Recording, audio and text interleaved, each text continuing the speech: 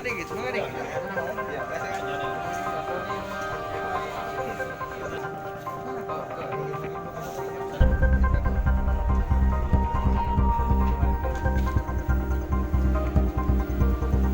Hah?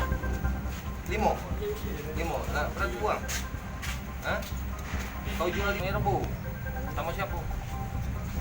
Udah. Kau hasil jual ini beli apa? Hah? Poya-poya? Kemana? Nyabu? Yo, nyabu? Pakai buat nyabu? Kau lah ada no? Belum? Masih bujang? Oh bujang kawan. Kamu be? Dewean? Itu yang kau ada sama kawan kau itu? Ambil duit? Iya. Dia nanggung.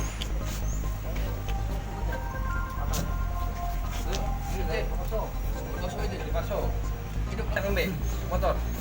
Hah? 5 detik. Ngapo gampang ini? Belajar dari siapa? Hah? Hasil mengamankan tersangka atas nama Ahmad Solihin, umur 30 tahun, pekerjaan buruh, yang mana tersangka ini merupakan spesialis pencurian dengan pemberatan.